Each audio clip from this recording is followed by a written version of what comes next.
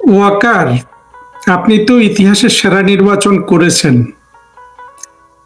কিন্তু সেই নির্বাচন আপনাকে সুরক্ষা দেবে তো? আর যদি সুরক্ষা দিয়েই থাকে, তখন আপনার চেহারাটা এরকম চুপসে ছিল কেন যখন আপনি বলছিলেন ডিসিরা ইতিহাসের সেরা নির্বাচন করেছে? আমি তো আপনার মুখ, আপনার মাথা, আপনার আপাদমস্তক ভালোভাবে দেখলাম। আপনার দাঁত একটা ওদিকে চলে গেছে, দাঁত কালো হয়ে গেছে, মুখমণ্ডল ছোট হয়ে গেছে, এক ধরনের আপনার মধ্যে অ্যাংজাইটি কাজ করছে। তা আপনি যদি ইতিহাসের সেরা নির্বাচন করেন, তাহলে তো আপনি যখন এই বক্তৃতা দিচ্ছিলেন, সেটা তো আপনার বডি ল্যাঙ্গুয়েজ বলুন কিংবা মুখমণ্ডল বলুন বা চোখের তারায় ফুটে উঠার তো কথা, সেটা ওঠেনি কেন ওয়াকার? আপনি যে সেরা নির্বাচনের কথা বললেন, সেই সেরা নির্বাচনে বাংলাদেশের অর্ধেক মানুষ, মুক্তিযুদ্ধের মানুষ কিন্তু অনুপস্থিত ছিল। এরকম মুক্তিযুদ্ধের পক্ষের যারা দেশ স্বাধীন করে, তারা যদি একটা নির্বাচনে অনুপস্থিত থাকে, বাকিদের নিয়ে একটা নির্বাচন করাকে কি সেরা নির্বাচন বলা যায় ওয়াকার সাহেব? আপনি কার ঋণ খেয়েছেন, কার নিমক খেয়েছেন? আপনি তো নিমক খেয়েছেন মুক্তিযুদ্ধের পক্ষের শক্তির। আপনাকে এতটা অসুস্থ আগে কখনো আমার মনে হয় নাই। আপনার হার্টে ফুটা আছে, তারপর আর্টারিতে ব্লক আছে, রক্ত চলাচল করে না, এগুলো আমরা শুনেছিলাম।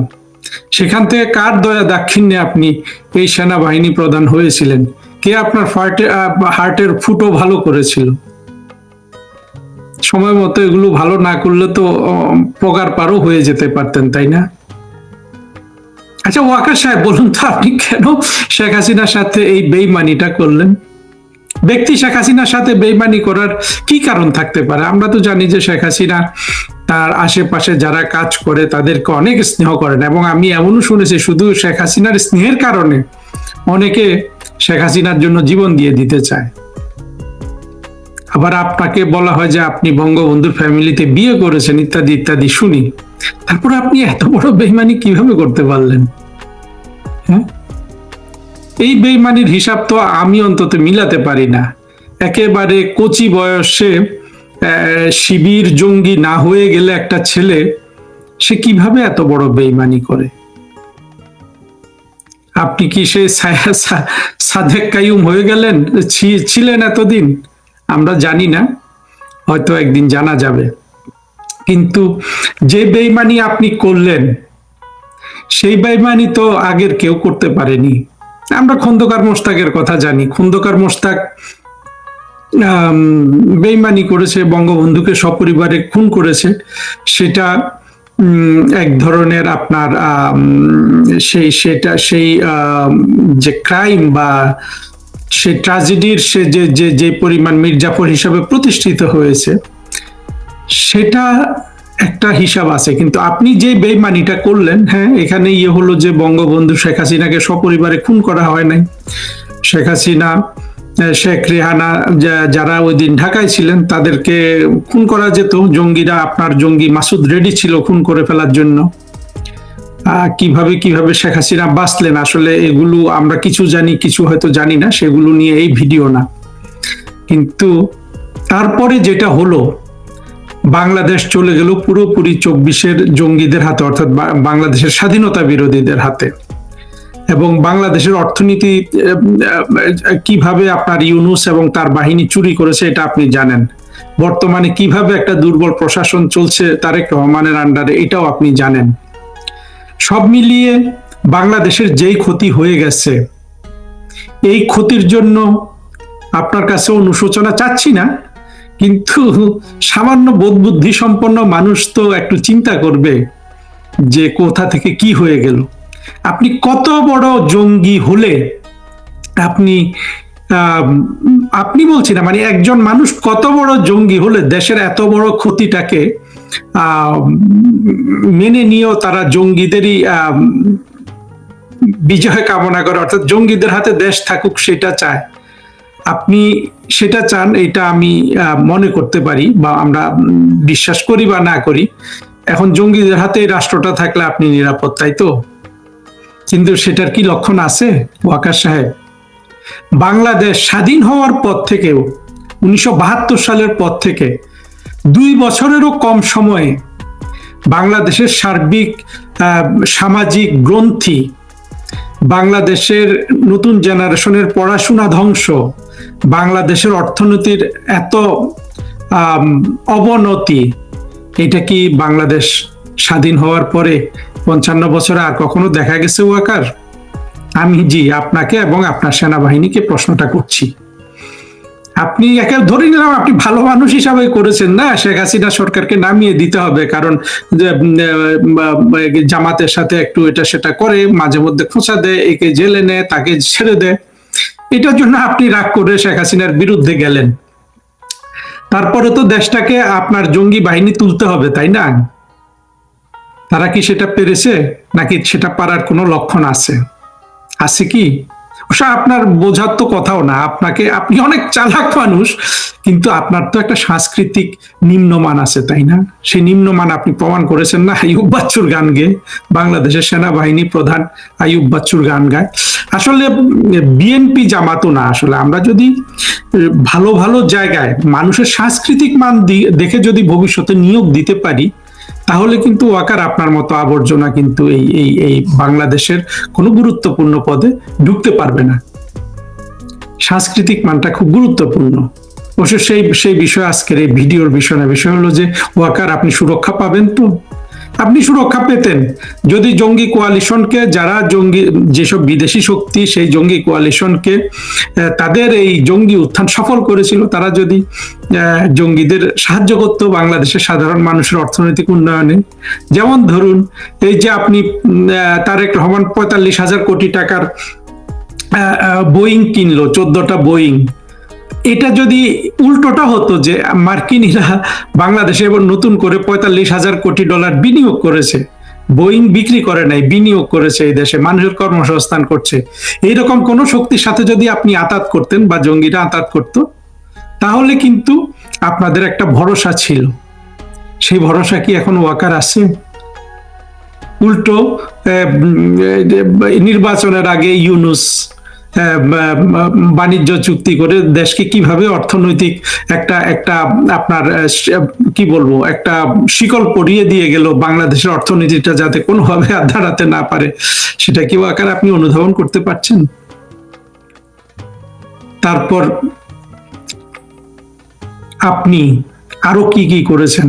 আপনি জানমালের দায়িত্ব নিয়েছেন, ঠিক আছে, কিন্তু আপনার এই দায়িত্ব নেওয়াকালীন বাংলাদেশে যে পরিমাণ অবিচার হয়েছে, বাংলাদেশের 55 বছরের ইতিহাসে কখনো এতগুলা মানুষকে কি রাস্তায় পিটিয়ে মারা হয়েছে ওয়াকার সাহেব? হয়নি। আমি এটাই বুঝতে পারি যে আপনার যে চেহারা আমি দেখলাম, সেখানে এগুলোর একটা ছাপ দেখলাম। আপনি এখন দুশ্চিন্তা করতেও পারেন, সুচিন্তা করতেও পারেন, বিএনপির মাধ্যমে প্রোটেকশন চাইতেও পারেন, পেতেও পারেন, কিন্তু আসলে কি আপনি সুরক্ষা পাবেন? আপনি বঙ্গবন্ধুর ফ্যামিলিতে বিয়ে করেছেন ইত্যাদি বলে আপনার সন্তানরা, আপনার সন্তানের সন্তানরা, তারা কি আসলে বাংলাদেশের সুরক্ষা পাবে? 1971-72 সাল অর্থাৎ স্বাধীন বাংলাদেশে আর কোন জেনারেলের কর্মকাণ্ড কি বাংলাদেশকে এত বড় আঘাত করেছে? হ্যাঁ, জেনারেল শফিউল্লাহ কর্মকাণ্ড করেছিল।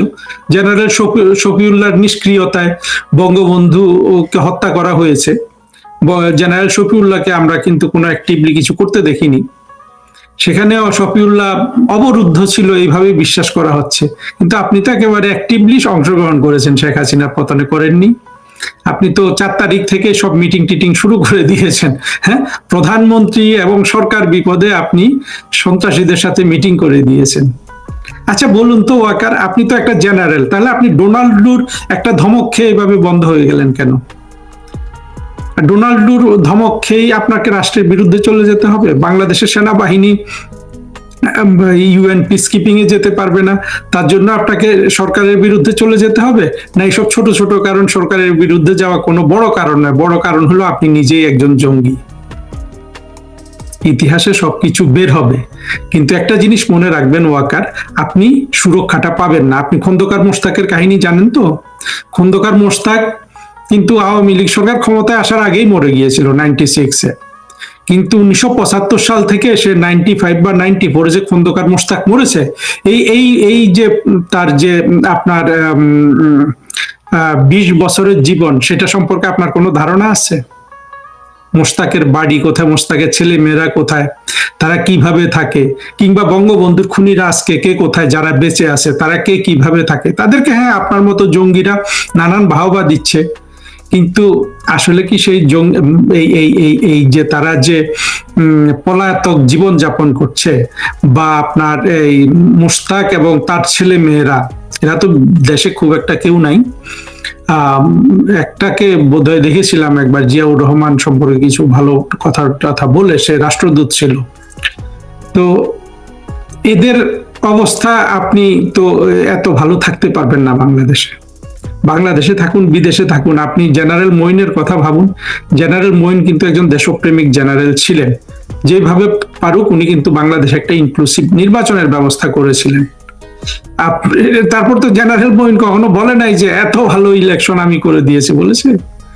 আপনি শুধু বাংলাদেশের 40-50% মানুষকে নিয়ে, যারা সবাই জুলাই জঙ্গি উত্থানে আপনার সহযোগী হয়েছিল, বা আপনি যাদের সহযোগী হয়েছিলেন, তাদের মধ্যে ক্ষমতার বন্টনের একটা ইলেকশন করে দিয়ে আপনি সেটাকে যে এত বড় ইলেকশন হিসেবে ঘোষণা দিচ্ছেন, জেনারেল আপনি কি বাঁচতে পারবেন? আপনি তো কাউকে বাঁচানোর, হ্যাঁ আপনি আওয়ামী লীগের অনেক নেতাদের বাঁচিয়েছেন, কি কি এগুলা বলে জঙ্গিরা, কিন্তু গোপালগঞ্জে তো আপনার ডান্ডা আবার দাঁড়িয়ে গিয়েছিল, সেখানে তো আপনি ম্যাসেকার করেছেন। সেখান থেকে আপনি ক্ষমা পাবেন? হ্যাঁ, মানুষ, আপনি হয়তো ভাবছেন যে সব তো রাগ ইউনূসের উপর। জি না, হিসাব যখন হবে আপনার হিসাবটা একটু বেশি হবে। ইউনূস কিন্তু একজন ভাড়াটিয়া। ইউনূস বিদেশি, এটা আমরা আগে থেকেই জানতাম। সে ভাড়াটিয়া হিসাবে এসে ভাড়াটিয়া হিসাবে চলে গেছে, মার্সেনারি ফোর্স। আপনি তো এই দেশের সেনাবাহিনীতে দীর্ঘদিন চাকরি করেছেন। আপনার কি ধারণা সেনাবাহিনী সব আপনার মতো জঙ্গি? সেখানে জেনারেল মুজিব বা কি বলে যে আরো যে আছে জেনারেল, যে জেনারেলটাকে আপনারা বন্দি করে রেখেছেন, জেনারেল জিয়া, এদের মতো জেনারেল নাই, দেশপ্রেমিক জেনারেল নাই। জেনারেল আজিজের মতো দেশপ্রেমিক জেনারেল সেখানে নাই আর্মি অফিসার। আমার তো ধারণা অন্তত অর্ধেক আছে। কতজনের আপনার চাকরি থেকে বরখাস্ত করবেন? কতজনকে কি শাস্তি দিবেন? পারবেন সবকিছু? আপনার অবস্থাটা কি হবে জেনারেল, আপনি একটু চিন্তা করে দেখেন। আপনার কিন্তু বিশাল সুযোগ ছিল, এমনকি শেখ হাসিনা বিরুদ্ধে গিয়েও কিন্তু আপনি বাংলাদেশকেও বাঁচাতে পারতেন, আপনাকেও মহান একজন নায়ক হিসাবে আবির্ভাব করতে পারতেন। সেটা বলতেও আমার লজ্জা লাগছে। সেটা হলো যে আপনি নিজেই যদি ক্ষমতাটা হাতে নিয়ে আপনি যদি একটা সুষ্ঠু সবল সব দলের অংশগ্রহণে ইলেকশনের ব্যবস্থা করে দিতেন, সেই ইলেকশনে কিন্তু আওয়ামী লীগ জিতে আসতো। তারপরে কিন্তু আওয়ামী লীগের লোকজনের ক্রোধ আপনার উপর আর থাকতো না। এখন যে ক্রোধ আপনি উৎপাদন করেছেন, এইটা কি আপনি কিয়ামত পর্যন্ত চেষ্টা করলে আপনি প্রশমন করতে পারবেন না। আর প্রশমন না করতে হলে কি দরকার? আপনার দরকার সুরক্ষা। সেই সুরক্ষা তারেক রহমান থেকে হতে পারে, আপনি যে ইলেকশন নিয়ে বাহাদুরি করলেন সেই ইলেকশন থেকে হতে পারে, কিন্তু তারা কি এই রাষ্ট্রকে চালাতে পারছে? রাষ্ট্রের অবস্থা কোন দিকে যাচ্ছে? খলিল সাহেব আজকে চায়নাতে দেখলাম, পারবে তো সব ম্যানেজ করতে? জেনারেল আপনি আপনার একুল ওকুল দুকুলি কিন্তু হারিয়েছেন। এটা কোনো দিন আর উদ্ধার হবে?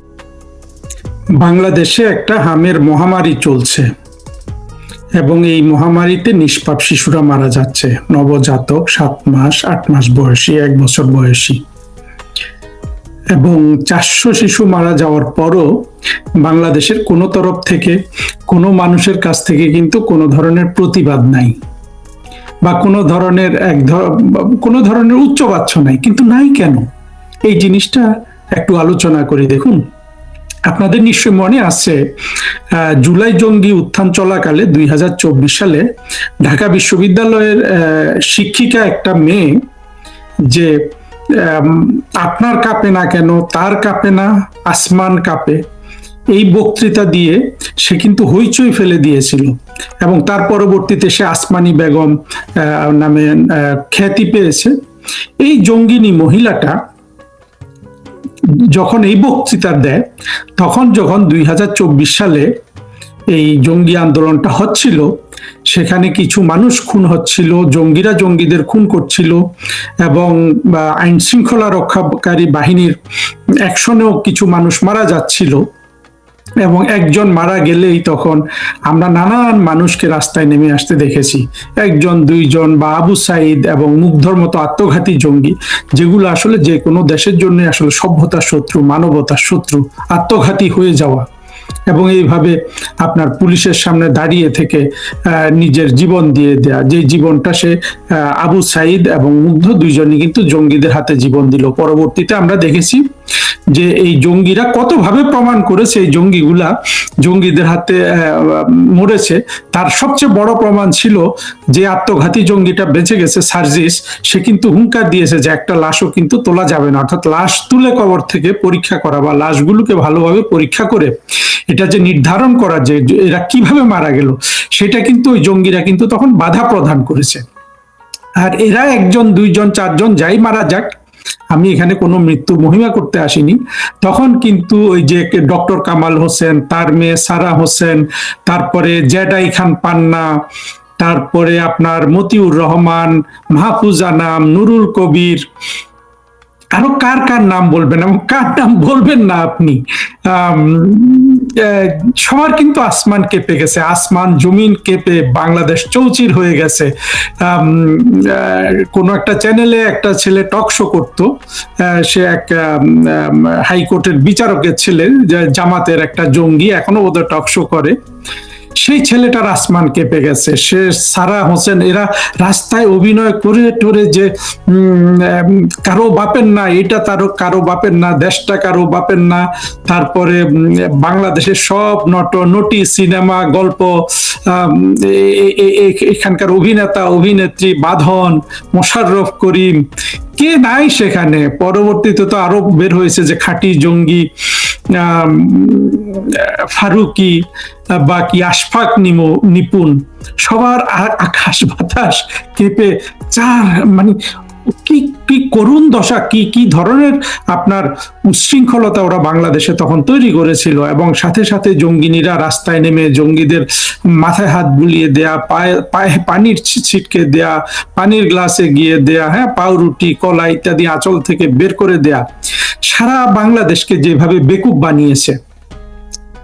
কারণ একদল আত্মঘাতী জঙ্গি বাংলাদেশের উপর আপনার ঝাঁপিয়ে পড়েছিল, তাদের উদ্দেশ্য ছিল শেখ হাসিনার সরকারকে সরানো এবং বাংলাদেশে দুটা বিশেষ অবস্থার প্রতিশোধ নেয়। একটা হলো 1971 সালে পরাজিত হওয়া পাকিস্তান এবং মানসিকতার বাংলাদেশিরা, পরবর্তীতে যারা আরো বেশি মৌলবাদী, আরো বেশি জঙ্গি এবং বিনাশী শক্তি হয়ে যায়, এবং পরবর্তীতে তারা আবার করলো যে আপনার 2011-12 সালে যে শেখ হাসিনা যুদ্ধাপরাধীদের বিচার শুরু করলেন, সেটার প্রতিশোধ নেওয়া হিসাবে তারা দেশটা দখল করলো। মার্কিনীরা সেখানে যোগ দিল, অন্যান্য বিদেশি শক্তি, কেউ বলে ভারতও যোগ দিয়েছে, চীন, সবাই মোটামুটি এখানে সবাই, মানে শেখ হাসিনা গেলে তো রাষ্ট্রটার উপর ঝাঁপিয়ে পড়া যাবে, যার যার অংশ কেড়ে নেওয়া যাবে, ঝাঁপিয়ে পড়েছে। আর বাংলাদেশের যাদেরকে আমরা বুদ্ধিজীবী ইত্যাদি বিবেক মনে করি, এই যে সলিমুল্লাহ খান, কত বড় আপনার শেখ হাসিনাকে সরকারকে ক্ষমতা পদত্যাগও করতে হবে, আবার ক্ষমাও চাইতে হবে, এই বক্তৃতা দিল না। এইসব লোকের কারো কিন্তু আজকে আসমান কাঁপছে না। 400 শিশু কিন্তু মরে গেছে, প্রতিটা শিশু নিষ্পাপ। এবং জঙ্গিদের সময় যারা মরেছে, জঙ্গিরা যাদের মেরেছে, সব মিলে সেখানে তো যাই হোক, আমি জঙ্গিদের বিরুদ্ধে কথা বলে এই জিনিসটাকে খাটো করতে চাচ্ছি না, মানে তখন এক একটা মৃত্যুর সবার আকাশ বাতাস কাঁপিয়ে দিয়েছে। আজকে কিন্তু আপনার এতগুলা শিশু মারা গেল, এই শিশু তো শুধু আওয়ামী লীগের পরিবারের বা আওয়ামী লীগ সমর্থকদের শিশু মারা যায়নি, এখানে সব দলের শিশুই মারা যাওয়ার কথা। কারণ এই ধরনের মহামারী কখনো বাছবিচার করে আসে না, বাড়ি মানে কোন বাড়ি আওয়ামী লীগের, কোন বাড়ি এনসিপির, এটা তো আর এই রোগ জানে না। শিশুগুলা কেন মারা গেল? একেবারে অ্যাভয়েডেবল একটা কারণে, সেটা হলো যে ইউনূসের সরকার এদের জন্য টিকার ব্যবস্থা করেনি যথাসময়, এবং টিকা প্রদানও করেনি। ইউনূসের উপর কারো কোনো ক্ষোভ হচ্ছে বা ইউনূসের বিরুদ্ধে যে কেউ একটা কথা বলবে, সেটা বলবে না। এই যে ওয়াকার, যে মোটামুটি বাংলাদেশ দাবড়ে বেড়াচ্ছে 5 আগস্টের পর থেকে, ওয়াকারই তো এখন পর্যন্ত আসলে সবকিছুর মালিক, এখনো সেনাবাহিনী রাস্তায় আছে।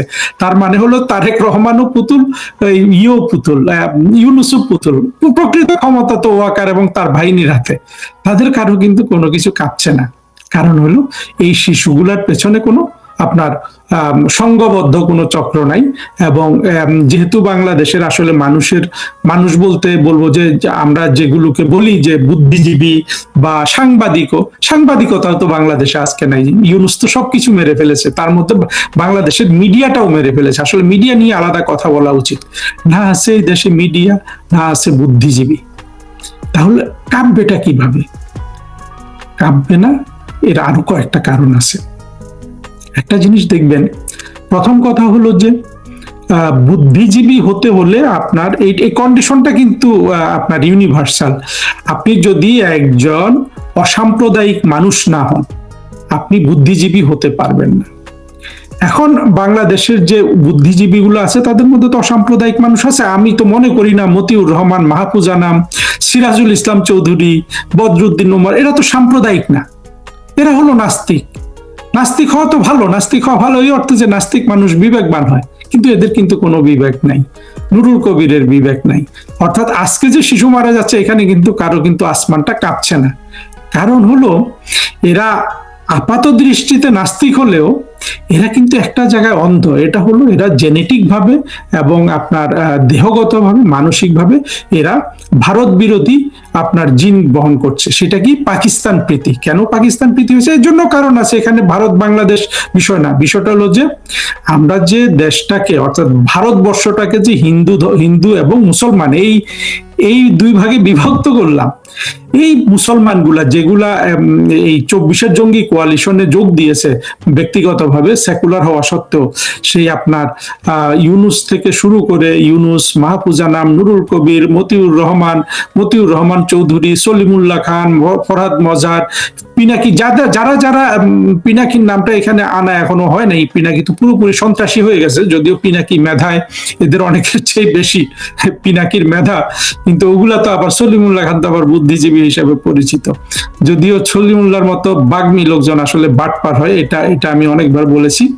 যা হোক, কথা বলে খাটো করছি, আসলে মানে আলোচনাটা বোধহয় আপনার ডিটেইল হয়ে যাচ্ছে। সেটা হলো এই লোকগুলা প্রকৃত প্রস্তাবে এদের মধ্যে যে দেশ ভাগের কারণে, অর্থাৎ একদিক থেকে ওরা যতটাই আপনার সেকুলার হোক, কিন্তু হিন্দু বিদ্বেষটা রয়ে গেছে।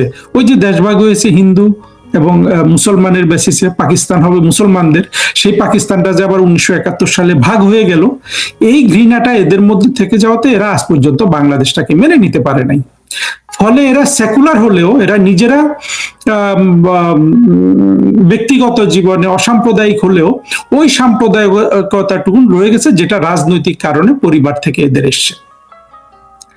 আর যেটা হলো যে একটা অসাম্প্রদায়িক মানুষ যেমন আপনার বুদ্ধিজীবী হতে পারে না, আবার এই ধরনের আপনার যে কুসংস্কার ভেতরে থাকে, যে দেশ ভাগের কারণে যেহেতু হিন্দু মুসলমানের হিসাবে ভাগ হয়েছে, এরা যেহেতু মুসলমান ছিল জন্মগতভাবে, এরা যেহেতু পাকিস্তানে থাকতে পারেনি, এখন তারা বাংলাদেশকে ঘৃণা করছে।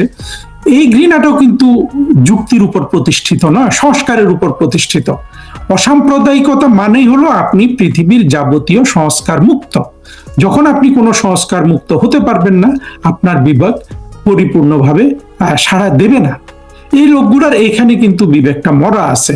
কারণ বিবেক মরা দেখেই এরা যে কোনো কিছুতেই এরা কিন্তু বাংলাদেশের স্বাধীনতা বিরোধী জঙ্গিদের সাথে চলে যায়। আপনারা দেখেন, আপনারা খেয়াল করেছেন কিনা, 2013 সালে হেফাজত কাণ্ডের সময় সিপিবির অফিস কিন্তু ওরা জ্বালিয়ে দিছিল, এই হেফাজতের ছেলে মেয়েরা। সেই সিপিবির লোকগুলা, সেই মোজাহিদুল ইসলাম সেলিম বা এই লোকগুলা কিন্তু আবার 2024 সালে এসে সেই জঙ্গিদের সাথে গেল জঙ্গি উত্থানের সময়। এদের যে মানসিক অসুস্থতা আছে বা মানসিক বিকাশ বলুন বা ওদের চিন্তা ভাবনা যুক্তি এগুলা যে পরিপূর্ণ না। শুধু শেখ হাসিনাকে ঘৃণা করতে হলেই তো এইভাবে জঙ্গিদের সাথে যাওয়া যায় না, তাই না? শেখ হাসিনাকে ঘৃণা করেও তো অনেকে জঙ্গিদের সাথে যায় নাই। শেখ হাসিনার উপর অনেকেই রাগ ছিল, কারণ হলো যে অনেক ধরনের রাগ থাকতে পারে। শেখ হাসিনা সরকার চালিয়েছেন, সেই সরকার থেকে যদি কোনো ধরনের সুযোগ সুবিধা পাওয়া না যায়, একটা মানুষের তো রাগ উঠতেই পারে, সেই রাগ তো থেকেছেই। কিন্তু বাড়তি রাগ হলো যে পাকিস্তান প্রীতি এবং 1971 সালের ওই পরাজয় এরা ভুলতে পারে না। এই যে মনের মধ্যে ওদের সংস্কার, এইটা ওদের বিবেকটাকে একটা একটা একটা বাধা দিয়ে রাখে আপনার এই যে আজকে হামের শিশু মৃত্যুতে আওয়াজ দিতে। তবে এইটা হলো দ্বিতীয় কারণ। সবচেয়ে বড় কারণটা কি জানেন? বড় কারণটা থেকে বাংলাদেশের লাভও হয়েছে, ক্ষতিও হয়েছে। ক্ষতি যেমন হচ্ছে, এখন যে হামের মহামারী চলছে এখানে কেউ কেউ কোনো কথা বলছে না, কিন্তু বড় লাভ হলো যে এই আবর্জনাগুলো সমাজে চিহ্নিত হয়ে গেল। 2024 সালের জঙ্গি উত্থানের কালে এরা সবাই একত্রিত হয়েছে। এই যে এতক্ষণ যাদের কথা আলোচনা করলাম, সেকুলার, বাম, ডান, জঙ্গি সব একাকার হয়ে গেছে না। এদের সবার একটা কমন আপনার শত্রু এবং মিত্র আছে। কমন মিত্র হলো পাকিস্তান, কমন শত্রু হলো ভারত। এবং ভারত যেহেতু বাংলাদেশের মুক্তিযুদ্ধে সহযোগিতা করেছে এবং বাংলাদেশ স্বাধীনতায় তারা সহায়তা করেছে, সেই জন্য এই ভারত এই জন্য তারা ঘৃণা করে, আর বাংলাদেশকে তো ওরা ঘৃণা করেই, কারণ ওরা তো বাংলাদেশ চায়নি। এদের সবার আব্বা হলো যে বদরউদ্দিন ওমর। আপনারা দেখবেন ওই বদরউদ্দিন ওমরের ছাত্র হইল নুরুল কবির। ফলে এদের বিবেক অংশ তো জাগ্রত, এবং এরা যে সবাই দল বেঁধে 2024 সালে এই জঙ্গিদের সাথে গেল, ওরা তো জানে যে ওরা একটা পক্ষ নিয়েছে। এবং এই 2024-এর আঘাতটা এত ব্যাপক আঘাত ছিল, যেখানে বাংলাদেশের মুক্তিযুদ্ধের পক্ষের শক্তি এবং মূল দল আওয়ামী লীগকে সরকার ছেড়ে দিতে হলো।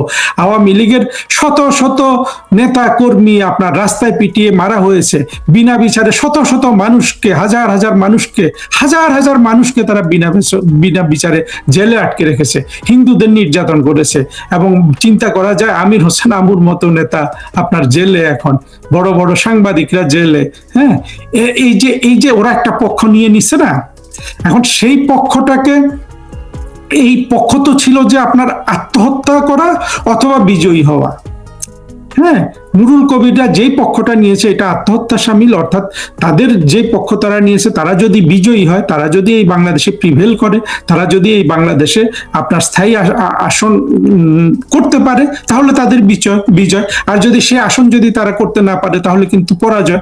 কারণ হলো এটা তো 24-এর খুনাখুনিটা তো ডিসাইড করে ফেলেছে বাংলাদেশকে, যে বাংলাদেশে এক পক্ষ আসলে দুই পক্ষের যে সহাবস্থানের চেষ্টা বঙ্গবন্ধু থেকে শেখ হাসিনা, আওয়ামী লীগ এরা করেছিল, সেটা আসলে সফল হয় নাই। ফলে এখন কিন্তু আপনার ওই জায়গাটায় যেতে হবে যে 71 সালের হিসাব নিকাশ চুকাতে হবে। ফলে বাংলাদেশে এখন হয়ে গেছে আইদার মুক্তিযুদ্ধের পক্ষের মানুষ বসবাস করবে, অথবা এই যে মুক্তিযুদ্ধ বিরোধী শক্তিগুলা যারা 24-এর জঙ্গি কোয়ালিশন করেছিল তারা বসবাস করবে। এই বিভেদটা এবং এই যে প্রেডিক্টটা আমি করছি কে বাংলাদেশে বসবাস করবে, এটা কিন্তু 2024-এর জঙ্গিরা কিন্তু সেটা কিন্তু বুঝিয়ে দিয়েছে। যে মানে ওই জর্জ বুশ জুনিয়র যেমন বলেছিল যে either you are with me or with them, ওই রকম একটা অবস্থা আর কি। তো এখানে বড় জিনিস হয়ে গেল যে 2024-এর জঙ্গি উত্থানটা আসলে ব্যর্থ হয়ে গেছে এই জন্য যে 2024-এ যে কোনো জঙ্গি উত্থানকে যদি আপনি ষড়যন্ত্র নাম দিতে পারেন, বিপ্লব নাম দিতে পারেন, যে কোনো একটা নাম দিতে পারেন, কিন্তু সেটাকে যদি আপনি সফল করতে চান, তাহলে যেই ভূখণ্ডটা আপনি দখল করলেন তার সেখানে শান্তি আনয়ন করতে হবে এবং তার অর্থনৈতিক উন্নয়ন করতে হবে। কিন্তু দুর্ভাগ্যের বিষয় হলো 2024-এর জঙ্গি কোয়ালিশনের জন্য ওরা যে আদর্শ আপনার লালন পালন করে, সে পাকিস্তানি আদর্শ, সাম্প্রদায়িক আদর্শ, সেখানে অনেক সেকুলার থাকা সত্ত্বেও সেই আদর্শ যখন আপনার রাষ্ট্র চলে, সে রাষ্ট্রের কোনো অর্থনৈতিক উন্নয়ন হয় না, সে রাষ্ট্রে শান্তি আসে না। যেটা আমরা বাংলাদেশে দেখতে পাচ্ছি যে 24-এর 5 আগস্ট থেকে বাংলাদেশের অর্থনীতি ধ্বংস হয়ে গেছে, বাংলাদেশের সামাজিক গ্রন্থিগুলা নষ্ট হয়ে গেছে, সোশ্যাল ফ্যাব্রিক যেগুলাকে বলে। তারপরে আপনার বাংলাদেশের একটা চির দারিদ্র্যের মধ্যে পড়েছে। তার মরার উপর খাড়ার ঘাই হিসাবে ইউনূস কিন্তু আবার ইলেকশনের 2 দিন আগে দেশে একটা বাণিজ্য চুক্তি করে দেশটা স্থায়ীভাবে সে তার যে যারা নিয়োগকর্তা ছিল সেই মার্কিনীদের হাতে তুলে দিয়েছে এই বাংলাদেশের ব্যবসা বাণিজ্য। এই অবস্থা এখন দেখছেন না, তারেক রহমান আজকে কিন্তু খলিলকে পাঠিয়েছে চীনে। তারেক রহমান তো এখন উন্মাদের মতো খালি টাকা খুঁজবেন, কারণ ওনার কাছে তো টাকা নাই। এই নাই থাকা সত্ত্বেও উনি কিন্তু ওই যে ইউনূসের চুক্তি মানার জন্য 45,000 কোটি টাকা কিন্তু আবার মার্কিনীদের দিয়ে দিয়েছেন চুক্তি করে। সেগুলো দিবেন মানে কিস্তিতে পরিশোধ করুন, বাট দেয়া তো হয়ে গেছে। চিন্তা করেন এই অবস্থায় যেই আজকে হামের যে মহামারী চলছে, এখানে এই যে সব বুদ্ধিজীবী যাদের কাছ থেকে আপনারা আশা করেন যে ওরা একটু প্রতিবাদ করবে, একটু সহানুভূতি জানাবে, ওরা কোন মুখে জানাবে? ওরা তো প্রথম কথা হলো 24 জঙ্গি কোয়ালিশনের পক্ষ নিয়ে নিছে। আপনি যদি গণতান্ত্রিক ধারায় কোনো একটা পক্ষ নেন, আপনি সার্ভাইভ করতে পারবেন, কারণ অপর পক্ষ ক্ষমতা আসলে আপনাকে সেইভাবে জবাবদিহি করতে হবে না। কিন্তু এরা তো খুনিদের পক্ষ নিয়ে নিয়েছে। 2024 যারা খুন রাহাজানি করেছে এবং রাষ্ট্র ধ্বংস করেছে, পরবর্তীতে যারা খুন করেছে তাদের পক্ষ এই 24 যাদেরকে আমরা বুদ্ধিজীবী বলছি, এরা নিয়ে নিয়েছে। এবং এরা কিন্তু দেখতে পাচ্ছে যে দেশটা ধ্বংস হয়ে গেছে এবং এতে ওদের বুক অনেক বেশি কাঁপছে। ওদের আসমান কাঁপছে না শিশু মৃত্যুতে, কিন্তু এই যে 24 জঙ্গি কোয়ালিশনের যে রাজনৈতিক ব্যর্থতা জামাত এবং বিএনপির, তাতে কিন্তু ওদের আসমান কেন মহাবিশ্ব কেঁপে যাচ্ছে ভেতরে ভেতরে। এই অবস্থায় ওরা কিন্তু আরো বেশি 24 জঙ্গি কোয়ালিশনের সাথে অ্যাটাচ থাকবে। অর্থাৎ তারেক রহমানকে, জামাতকে ওদের আরো বেশি সমর্থন দিতে হবে। না দিলে এটা তাদের সার্ভাইভালের প্রশ্ন, মানে তাদের ফিজিক্যাল সার্ভাইভালের প্রশ্ন। যেখানে তাদের ফিজিক্যাল সার্ভাইভালের প্রশ্ন জড়িয়ে গেছে, সেখানে আপনারা কিভাবে আশা করেন যে হামে 400 শিশু মারা গেলে এদের বুক কাঁপবে, এরা কথা বলবে? এরা যতক্ষণ পারে কথা বলবে না, যতক্ষণ পারে এটা তারেক রহমানকে বা জামাতকে বাঁচিয়ে রাখার এবং তাদের মাধ্যমে বাংলাদেশ শাসন করানোর চেষ্টা করবে। এখন প্রশ্ন হলো এরা সফল হবে কি? আপনি যদি ইতিহাসের শক্তিতে, সভ্যতার শক্তিতে বিশ্বাস করেন, আপনি বুঝবেন যে 24 জঙ্গি কোয়ালিশন বাংলাদেশে সফল হবে না। হ্যাঁ, বাংলাদেশকে ওরা অনেক বছর পিছিয়ে দিয়েছে, বাংলাদেশের অনেক মানুষ জঙ্গিদের সমর্থন করেছে, তার শাস্তি স্বরূপ বাংলাদেশের মানুষ এটা পাবে, কিন্তু এরা বাংলাদেশে কোনোদিন স্থায়ী হতে পারবে না। কারণ হতে পারবে না কেন? ইতিহাসের শক্তি, সভ্যতার শক্তি না থাকলে রাজনৈতিকভাবে, অর্থনৈতিকভাবে কোনো দেশে উন্নয়ন করা যায় না। আর বাংলাদেশের মানুষ যে সচেতন, আপনি যদি তাদের অর্থনৈতিক উন্নয়ন করতে না পারেন, তাদের যদি আপনি তাদের যদি ক্ষুধা নিবৃত্তি আপনি না করতে পারেন, তারা খুব বেশি দিন আপনাকে সহ্য করবে না।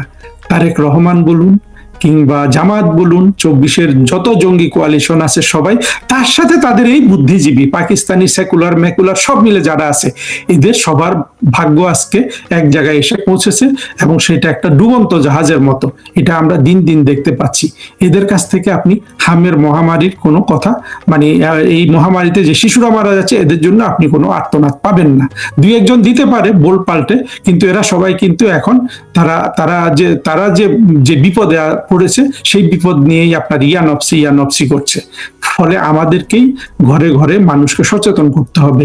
এত বড় একটা অন্যায় অপরাধ যে বাংলাদেশের উপর হয়ে গেল, এতগুলা শিশু মারা গেল, নিরপরাধ শিশু, এবং এই মৃত্যুগুলা যে আপনার এই শিশুগুলা তো বাংলাদেশের ভবিষ্যৎ হতে পারতো। আর 24 যে জঙ্গি কোয়ালিশন, জঙ্গি উত্থানে যারা মারা গেছে, এগুলা তো সব এই দেশের আবর্জনা, এই দেশের শত্রু একটা আত্মঘাতী জঙ্গি, যাদেরকে পৃথিবীর যে কোনো জায়গায় রাস্তায় মেরে ফেলা হয়। সেগুলো নিয়ে সেগুলোর তুলনায় এই শিশুগুলোর মৃত্যু যে অনেক বেশি এই দেশের জন্য নিদারুণ একটা ট্র্যাজেডি, সেটার সহানুভূতি আপনি তো 24 জঙ্গি কোয়ালিশনের এই সহযোগী বুদ্ধিজীবীদের কাছ থেকে পাবেন না। হয়েছে যেটা সমকালের রিপোর্টটা পড়লাম, পড়ে আমি আশ্চর্য হলাম যে মানবতা বলে কিছু নাই নাকি। এরা একটা পরিত্যক্ত বাড়িতে গিয়েও, কারণ ওই লোহার গেট বিক্রি করে কত টাকা পাবে তারা? হয়তো তারা এখানে ড্রাগ অ্যাডিক্টস এবং সমস্ত ড্রাগ অ্যাডিক্টসদের আড্ডা হয়েছে এখানে, এবং এখানে চোরাচালানদের আড্ডা হয়েছে এখানে। এরা এখানে বসে আছে কি করে এই আমু ভাইয়ের বাড়িটাকে দখল নেবে, জমিটাকে দখল করবে, সেটা তাহলে আছে। তো এটা একটা ঘটনা, কিন্তু এইরকম ঘটনা প্রচুর হচ্ছে যেগুলো রিপোর্ট হয় না। যেহেতু এটা আমির হোসেন আমুর বাড়ি, সেই জন্য এটা রিপোর্ট হয়েছে নিউজ পেপারে। এবং এরকম ঘটনা আমার ইনবক্সে অনেক রিপোর্ট আসে, পার্টিকুলারলি ছাত্রলীগ এবং যুবলীগ এবং আওয়ামী লীগের ইয়াং গ্রুপের কাছ থেকে, যে স্যার আমার বাড়িঘর লুট হয়ে গেছে, আমার বাবা মাকে বাড়িঘর করে দিব, আমি পারছি না, এবং আমাদেরকে সাহায্য করেন। আমি তাদেরকে বলি, তোমাদের এমপিরা কোথায়? কিছু কিছু এমপি, তাদের এলাকার এমপিরা, কিছু এমপিরা হয়তো দেশেই আছেন, তারা অনেক এর মধ্যে আছে, অনেক ত্রাসের মধ্যে আছে, অনেক ভয় ভীতির মধ্যে আছে, কিন্তু যারা বিদেশে আছে তারা খুব আরামে আছে। সত্যি কথা বলতে তারা আরামে আছে। ওয়াদুল কাদের বলুক আর নিজাম হাজারি বলুক, অথবা কি নাম সাদেক আব্দুল্লাহ বলুক ইয়ের বরিশালের, তারা তো অনেক আরাম আয়েসে আছে, যেসব খবর পাচ্ছি আর কি। আমরা এখানে বসে, আমরা যারা অ্যাক্টিভিস্ট বা আওয়ামী লীগ করি বহু বছর ধরে, তারা কিন্তু আমরা খেটেই যাচ্ছি, আমরা কিন্তু আওয়ামী লীগ কিছু পাইনি আজ পর্যন্ত। এবং আমি এখানে দুঃখের সাথে বলতে হচ্ছে, আমরা নিজস্ব পকেটের পয়সা দিয়ে আমরা আওয়ামী লীগ করেছি, দেশে থাকতেও, দেশে বিদেশে আসার পরেও। তো যারা করেছে, আর এদেরকে এখানে বর্ষিয়ান নেতাদের প্রতি যে অসম্মান দেখানো হচ্ছে, যে ধরনের বৈষম্য ভাব দেখানো হচ্ছে, এটার প্রতিফলন একদিন বিএনপি পাবে। কারণ আমি এই যে সন্ত্রাসীগুলা, জঙ্গিগুলা যারা আক্রমণ করেছে আমু ভাইয়ের বাড়িটা, পরিত্যক্ত বাড়িটা, সেই বাড়িটার প্রতি যাদের মানে নজর, এখন সেই জমিটার প্রতি নজর, তারা এত সহজে পার পাবে না। এক এক এক মাগে শীত যায় না, এটা মনে রাখা দরকার আছে।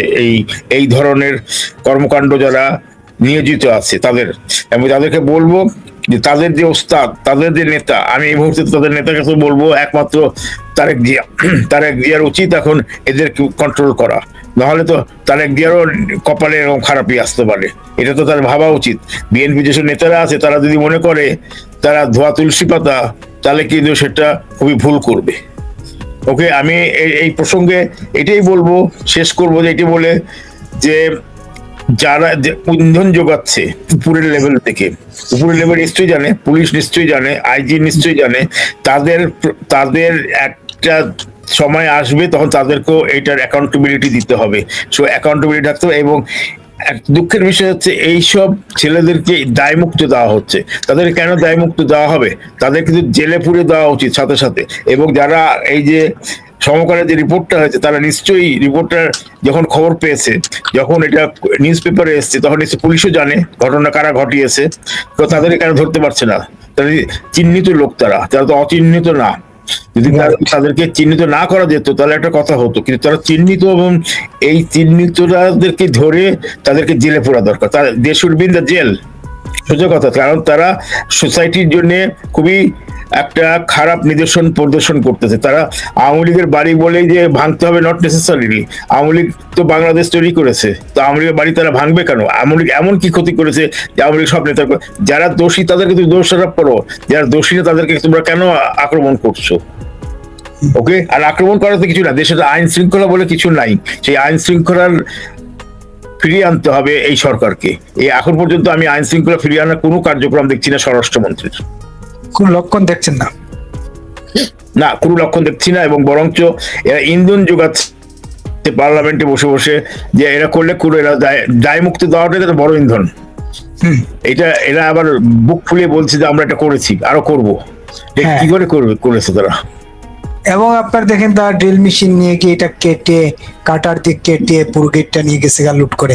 মানে কিরকম একটা লুটেরা প্রজন্ম জেনজি বা এই জঙ্গি, এই গোষ্ঠী বা এই ছেলেগুলো, এই যে একটা গ্রুপ, একটা জেনারেশনকে একটা লুটেরা গোষ্ঠী বানিয়েছে।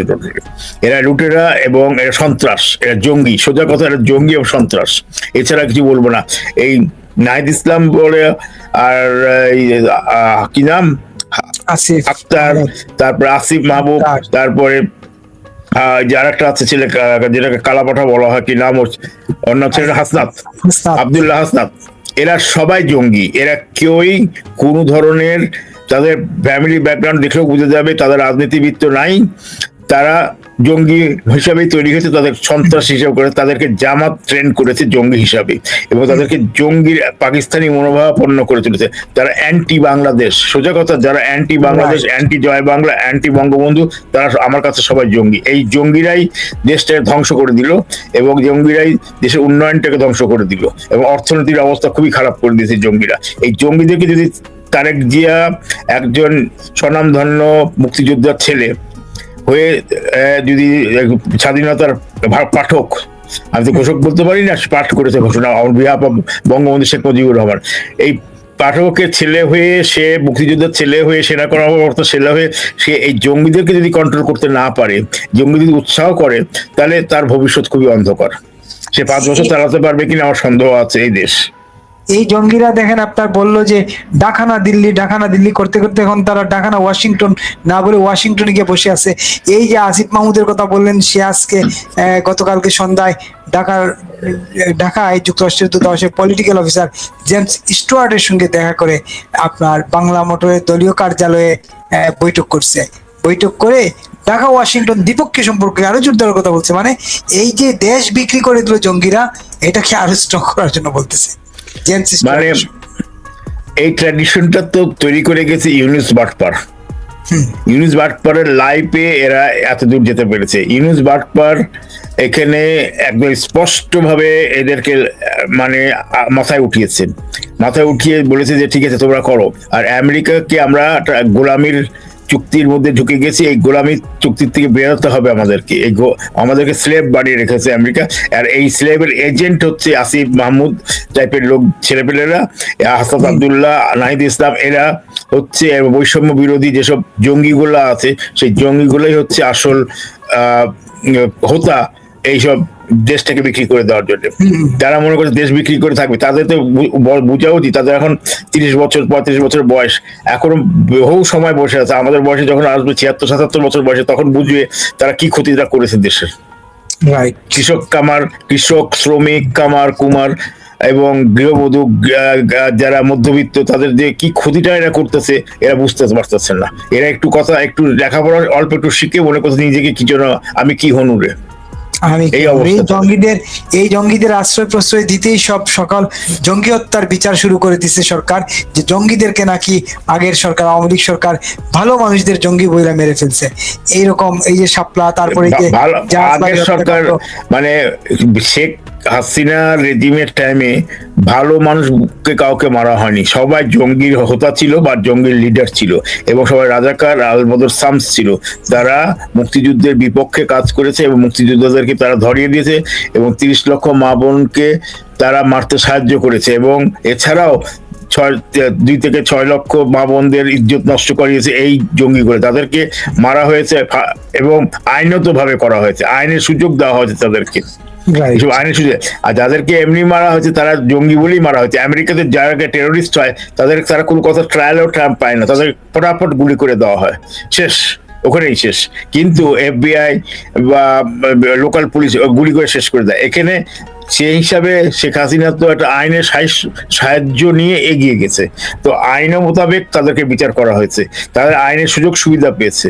তো এই জিনিসটা তো এই সরকার করতেছে, এই সরকার তাদেরকে দায় মুক্ত দিচ্ছে, তাদেরকে উৎসাহ দিচ্ছে। তো আমি বলছি সরকারই তো জঙ্গি, সরকারের ভিতরে জঙ্গি আছে এবং এখনো মবাররা মব করতেছে। আজকে দেখলাম ওই রাজশাহী সরকারি সিটি কলেজ ছাত্রলীগের এক কর্মী পরীক্ষার এডমিট কার্ড আনতে গেছে, তাকে ছাত্রদলের মবাররা মব করে তাকে এই ছোট ছোট ঘটনাগুলোর জন্য দায়ী সরকার, দায়ী হচ্ছে পুলিশ, দায়ী হচ্ছে র্যাব। কারণ তারা সিটিজেনের প্রোটেকশন দিতে পারছে। সে ছাত্রলীগ করে বলেই তাকে মব করবে, এটা তো হতে পারে না। এটা কি করে হবে?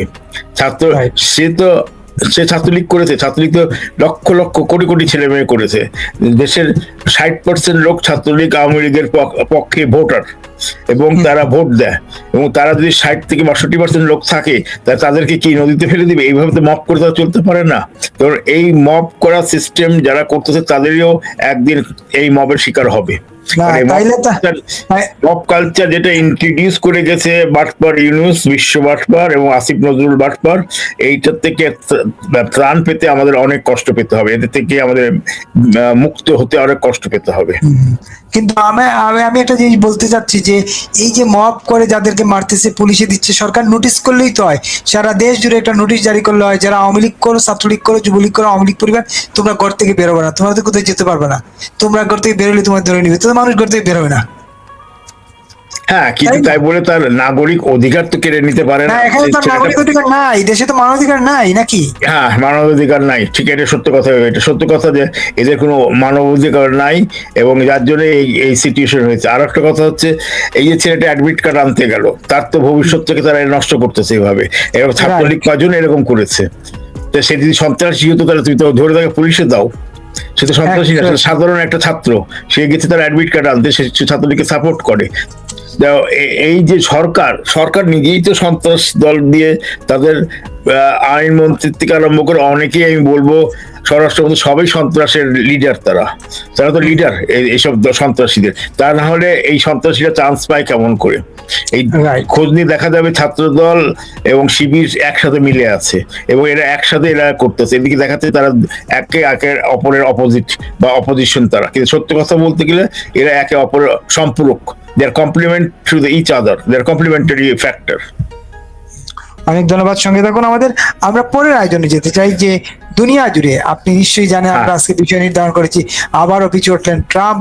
ইরানের ট্রাম্প একটা প্রস্তাব দিয়েছেন ইরানকে, $2000 কোটি তিনি দিবেন এই ক্ষতিপূরণ হিসেবে, এবং যুদ্ধ সমাপ্তির একটা বাতাস পাওয়া যাচ্ছে। কিসে বাতাস? সরি, আমি মিস করে গেলাম। যুদ্ধ সমাপ্তির একটা বাতাস পাওয়া যাচ্ছে। না, আমি যুদ্ধ সমাপ্তি এখনো টানবো না, কারণ এখানে যেটা যেটা যেটা আমি যে রিপোর্টটা পেলাম, সেই রিপোর্টে যেটা বলতেছে যে এপ্রিলের 2026 সালের দিকে যে সেগমেন্ট ইরানিয়ান একটা পপুলেশনের অফিসিয়ালরা সেলিব্রেট করেছে, ইউএস ডোনাল্ড ট্রাম্প তা ব্যাক ফুটে গেছে, মানে পিছনের দিকে হটেছে। এবং 2 সপ্তাহ সিজ ফায়ার, যেটা ইরানিয়ানরা মনে করতেছে, ইরানিয়ান নেতৃবৃন্দ এবং ট্রেন্ড অফিসাররা এবং আর্মিরা মনে করতেছে এটা তাদের জন্য একটা বিজয়, কারণ আমেরিকার একটা পরাজয়। এবং এটা বলতেছে আমেরিকাকে ব্যাকডাউন করতে বাধ্য করা হয়েছে। এটা ইরানিয়ান রিপোর্টের মধ্যে আল জাজিরা এবং অন্য গার্ডিয়ান নিউজ পেপার থেকে আরম্ভ করে সমস্ত নিউজ পেপার, ইউরোপিয়ান নিউজ পেপাররা এইভাবেই খবরটাকে তারা প্রচার করতেছে। এবং আমিও দেখলাম টিভি স্টেশনে যে এইভাবে তারা বলতেছে। এবং এখানে যেটা বোঝা যাচ্ছে, ভিক্টোরি কেন তারা চাচ্ছে, কেন তারা ক্লেম করছে তাদের বিজয় এবং ট্রাম্পের পরাজয়। কারণ ইরানিয়ানরা যেটা মনে করতেছে, বেসিক্যালি তারা যেটা চেয়েছিল ট্রাম্প, যে এদেরকে একটা ক্রাশিং ডিফিট করবে। হ্যাঁ, ইউনাইটেড স্টেটস চেয়েছে তাদেরকে একটা নিশ্চিহ্ন করে দিবে, এবং বা হরমুজ প্রণালীতে সমস্ত যুদ্ধ জাহাজ নিয়ে ব্লকেট করে তারা মনে করবে ইরানিয়ানকে বো ডাউন করাবে in front of the United states. কিন্তু সেটাতে তারা সাকসেসফুল হয়নি, যার জন্য ইরানিয়ানরা মনে করছে এইটা তাদের জন্য একটা বিজয়। এবং তারা আরো মানে আর্গুমেন্ট করেছে, যে জাস্টিফাই করতেছে তারা যে মিলিটারি প্রেশার যেটা দিয়েছিল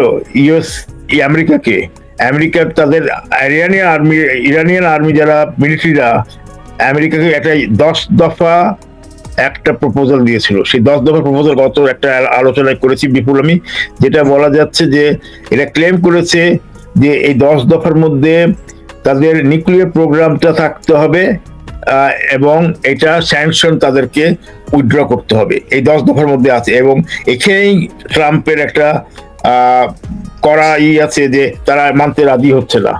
এবং এছাড়াও ব্যাকফুটে কেন গেল, ব্যাকফুটের পারসেপশনটা কি, মানে পিছনে কেন হলো, এই পারসেপশনটা কেন আসলো? ইরানিয়ানরা মনে করতেছে যে ট্রাম্পের এই যে সামান্য যুদ্ধবিরতির যে পজ মিলিটারি অ্যাকশনে, প্রজেক্ট ফ্রিডম যেটা নাম দিয়েছিল সে, প্রজেক্ট ফ্রিডমের একটা সামান্য একটা যুদ্ধবিরতি করলো বা একটা পজ করলো তারা, এটাকেই ইরানিয়ানরা মনে করছে যে প্রচন্ড যুদ্ধের মধ্যে আমেরিকার যথেষ্ট ক্ষতি হয়ে এবং তাতেই তারা চলে গেছে এবং ম্যাক্সিমাম প্রেশার স্ট্র্যাটেজি করেছিল। এখানে একটা কথা উল্লেখযোগ্য, ইরান কিন্তু ইরানের তেলের বাণিজ্য, মানে জাহাজ যাতে না যায় কোথাও কোনো দেশে, সেটাভাবে ব্লকেট করে দিয়েছে। কিন্তু তার পরবর্তীতে যেটা দেখা যাচ্ছে, পাকিস্তানের মাধ্যমে তারা স্থলপথে সমস্ত তাদের পুরানা টেকনোলজি ইউজ করে তাদের সমস্ত বাণিজ্য চালিয়ে যাচ্ছে। এবং চীন এই স্থলপথ দিয়েই পাকিস্তানের সাহায্য নিয়ে তারা তাদের অস্ত্র দিচ্ছে, এমনকি এমন অস্ত্র দিচ্ছে যাতে ডিটেক্টর তারা দেখতে পাচ্ছে বসে এখানে স্যাটেলাইটে যে তারা যে এয়ারফোর্সের যে ডিটেকশন সেটাও তারা ইরানিয়ানরা করতে পারতেছে। এটা একটা ইন্টারেস্টিং ডেভেলপমেন্ট আমি বলবো। এবং আর একটা জিনিস যেটা হচ্ছে মানে এই যে তাদের যে বিজয়ের উল্লাসটা, ইরানের বিজয়ের উল্লাসটা একটা কারণ হতে পারে যে এর মধ্যে কিছু কিছু ব্যক্তি আমেরিকার মধ্যে তারা অনেক সন্দিহান হয়ে গেছে ট্রাম্পের এই কার্যক্রম নিয়ে। রিপাবলিকান পার্টি মধ্যবর্তী ইলেকশন আসতেছে, সেখানে তারা কিছুটা হেরে যাওয়ার চান্স পাচ্ছে, কারণ আমেরিকান পাবলিকরাও মোটামুটি ট্রাম্পের উপরে নাখোশ, মানে অখুশি হয়ে আছে। এবং এরপরে আরো ব্যাপার হচ্ছে যে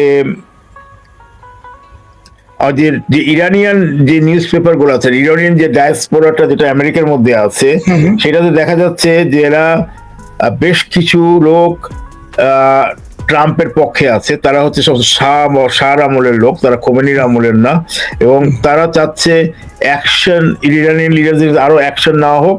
কিন্তু এই মাসের প্রথম দিকে, মানে এই আজকে হচ্ছে 6 তারিখ, এই মাসের 1-2 তারিখের দিকে দেখা গেছে এটা এই সিচুয়েশনটা এখন খুবই ভোলাটাইল, মানে থেমে যাবে তা অনেকে বলতেছে, কিন্তু আবার এটাও মানে আশঙ্কা করতেছে এটা ইরানিয়ানরা যদি না থামে তাহলে থামবে না, আমেরিকানরা তারা এটালাইট করতেই থাকবে। সেই জন্য বলা যাচ্ছে যে এখন এই নেক্সট 2টা সপ্তাহ কি হতে পারে সেটা দেখা যাবে, কারণ এই হরমুজে যে ব্লকেটটা দিয়ে রেখেছে এটা তো উঠানোর জন্য তারা উঠে পড়ে লেগেছে।